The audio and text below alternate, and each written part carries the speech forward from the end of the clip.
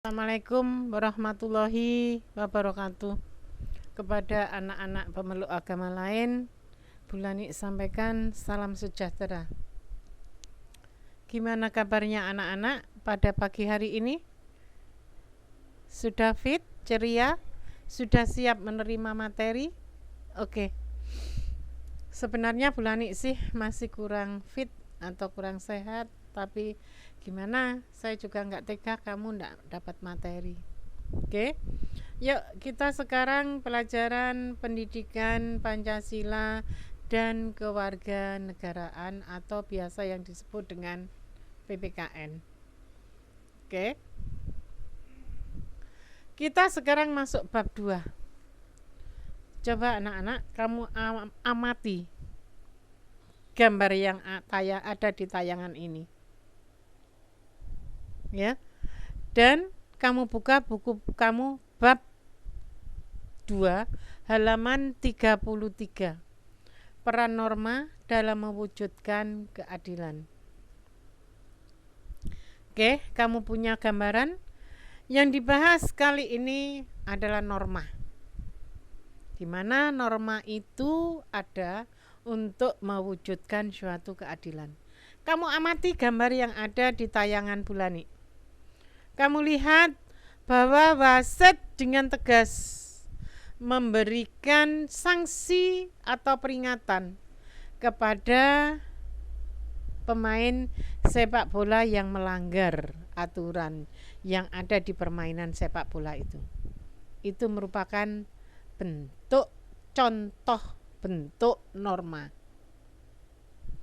Lantas apa yang dimaksud dengan norma itu? Apa saja norma yang berlaku dalam kehidupan di masyarakat? Yuk kita lanjutkan. Sebelum masuk materi, tujuan pembelajaran kali ini yang pertama, setelah menganalisis gambar tentang pelaksanaan norma melalui kegiatan kelompok dan berdiskusi, peserta didik mampu membedakan antara perilaku taat dan perilaku melanggar norma dengan tepat. Yang kedua, setelah membaca sebuah cerita, peserta didik dapat menanamkan sikap patuh terhadap semua peraturan dengan baik. Yang ketiga, melalui pengenalan teknologi, peserta didik dapat mengakses berbagai informasi terkait norma dan keadilan dengan memanfaatkan berbagai aplikasi.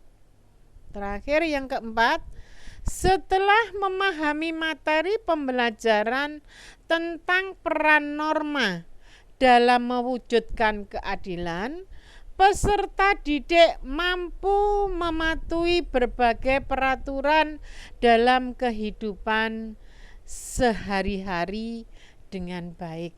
Itu tujuan pembelajaran. Oke.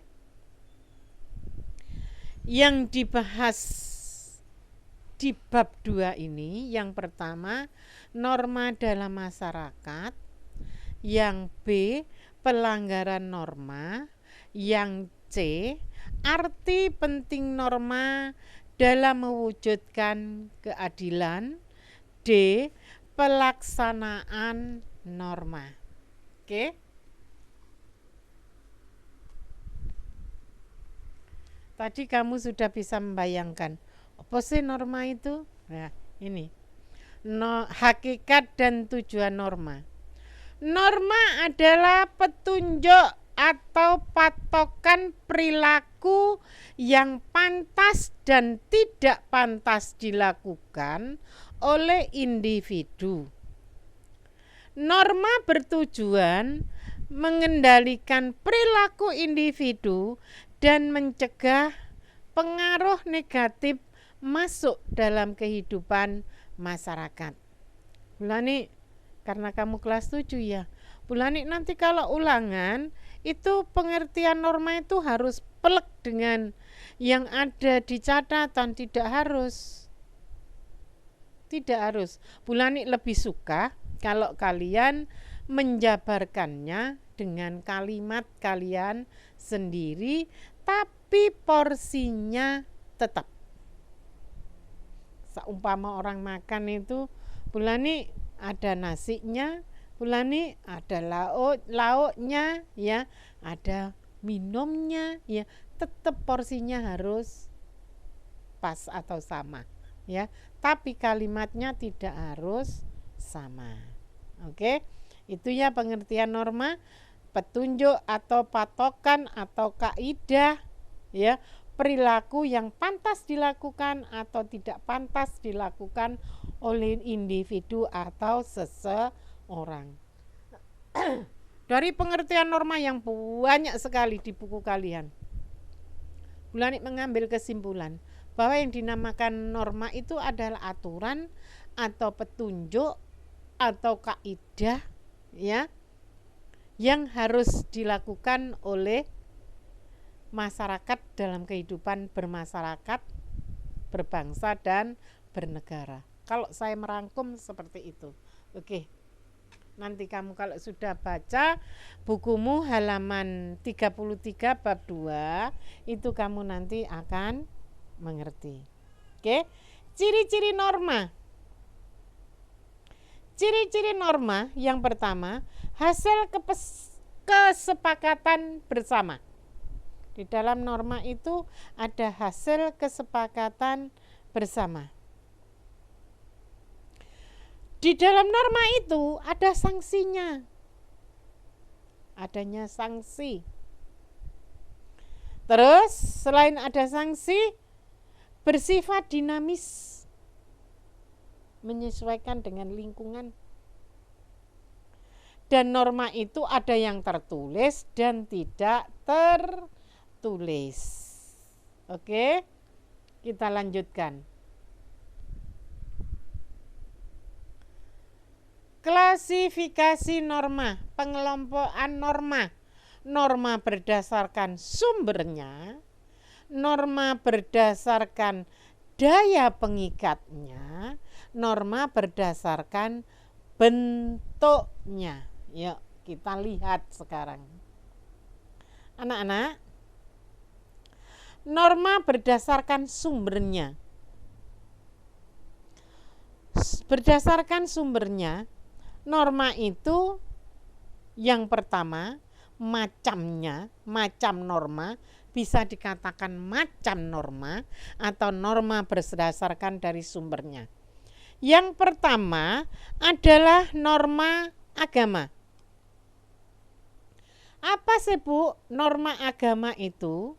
Norma agama adalah sekumpulan peraturan atau aturan atau kaidah hidup manusia yang bersumber dari Tuhan Yang Maha Esa, ya, yang disampaikan melalui utusannya, yaitu nabi atau rasul, tentang apa yang harus dilakukan oleh manusia itu.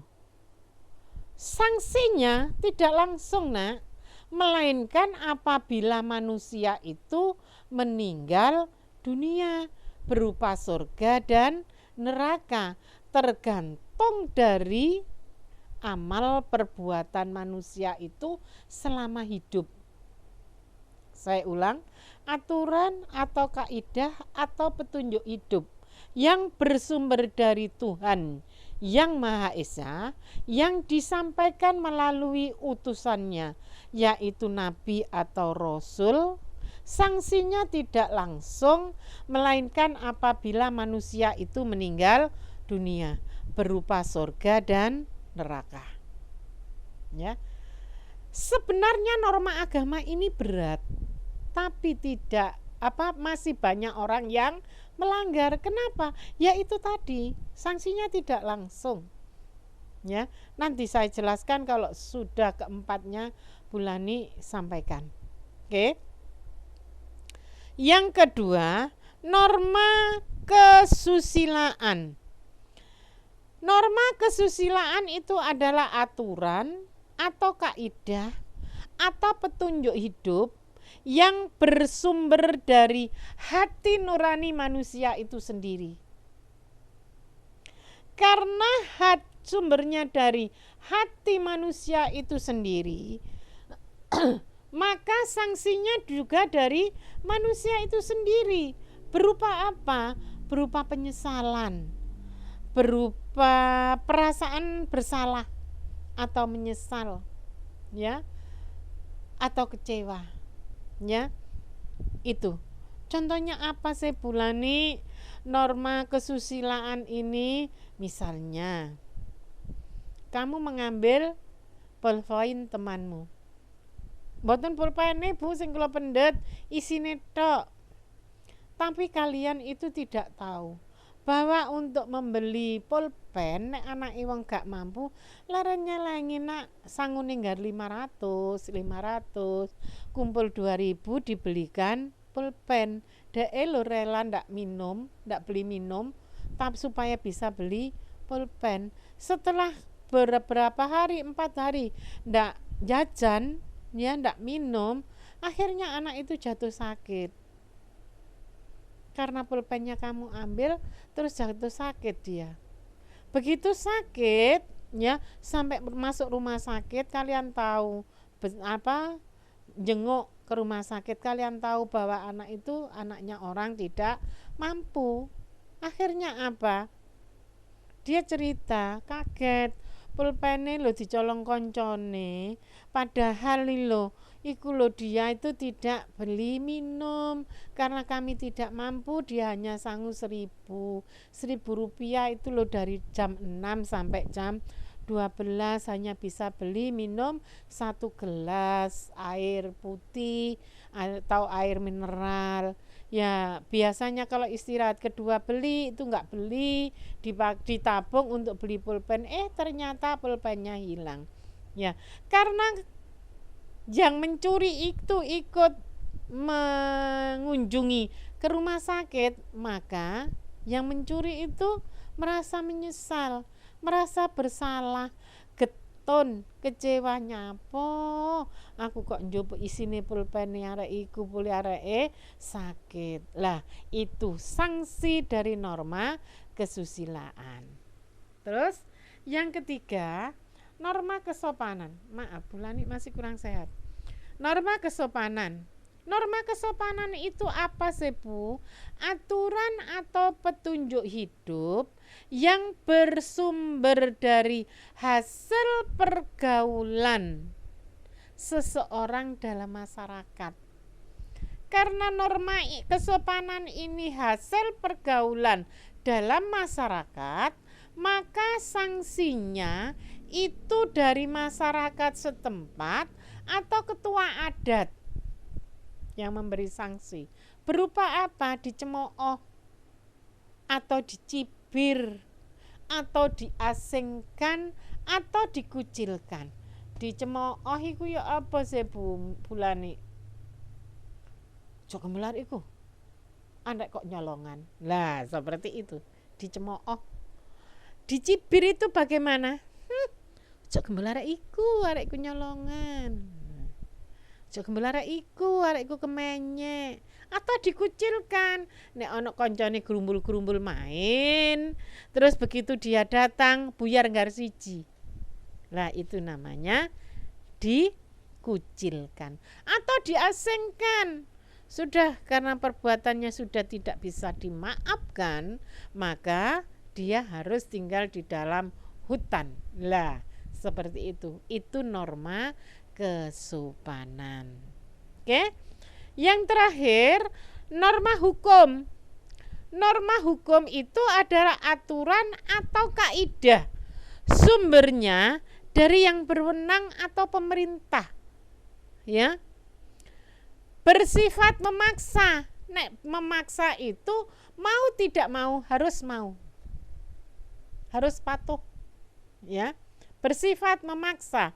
Sanksinya langsung, tegas, nyata, dan jelas.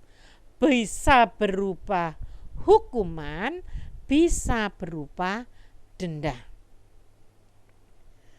Dari keempat norma yang sanksinya langsung ya, selalu sama ya, itu adalah norma hukum. Ndak pandang bulu. Sapa ae sing nyolong petik, mencuri ayam, baik itu dilakukan oleh orang ngarit, pekerjaannya ngarit, pekerjaannya tukang becak ya, atau Pak Lurah atau Pak Camat, sama sanksinya. Kalau mencuri ayam hukumannya 7 bulan, sama. Ya, itu norma hukum. Dari keempat norma ini, sebenarnya yang paling berat sanksinya adalah norma agama. Kenapa, Bu? Karena norma agama ini sanksinya itu surga dan neraka. Nek surga ngono sih, katanya gurumu agama Pak Rozi, nek nang surga kepingin apapun itu bisa terkabulkan, didampingi oleh bidadari. Wow, kayak artis di film-film itu ya. Nah, seperti itu. Kalau di neraka bagaimana? Tanya Pak Rozi. Gimana Pak kalau di neraka? Tergantung dosanya.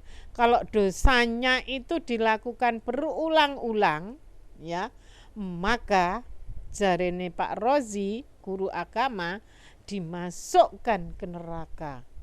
Namanya neraka jahanam. Wow. Ya, lidahnya dipotong-potong sendiri, ya, disetrika, panasnya bukan main, ya. Tapi banyak yang melanggar karena sanksinya tidak langsung. Nanti kalau yang bersangkutan atau seseorang itu meninggal dunia, ya, karena tidak langsung itu banyak yang melanggar. Buktinya kamu rutinkah? Kamu sholat 5 waktu kah? Atau 1 minggu sekali? Atau 1 tahun sekali? Nek seminggu pisan niku Jumatan tok. Nek 1 tahun sekali hanya hari raya Idul Fitri. Lah, setahun 2 kali Idul Fitri dan Idul Adha. Lah, seperti itu. Ya. Sering berbohong sama ibunya, sama bapaknya berbohong. Mau kemana kamu? Belajar kelompok, padahal dolin bermain, iya kan? Nah, gak bayar, ngomong bayar, sekolahan SMA gede gak adik bayar, nek bayar mesti ono edaran. Lah, seperti itu. Oke anak-anak, dari norma berdasarkan sumbernya, nek norma agama teko Tuhan Yang Maha Esa, norma kesusilaan dari hati nurani, norma kesopanan dari pergaulan dalam masyarakat, norma hukum sumbernya dari yang berwenang atau pemerintah, yang bertanya siapa. Sudah jelaskah? Oke. Oke anak-anak, untuk norma berdasarkan daya pengikatnya kita bahas nanti kita kalau sudah pertemuan yang akan datang. Besok hari Selasa yang akan datang, kalian akan ketemu lagi sama Bulani untuk membicarakan norma berdasarkan daya pengikatnya. Ya, ingat, kamu pelajari bab 2 di halaman 33 ya. Tugas kamu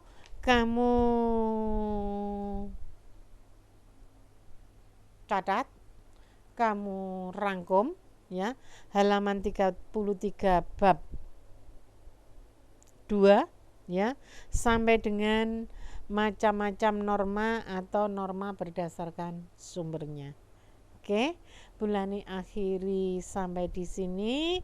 Kalau tidak atau belum mengerti, kalian bisa langsung japri ke Bulani.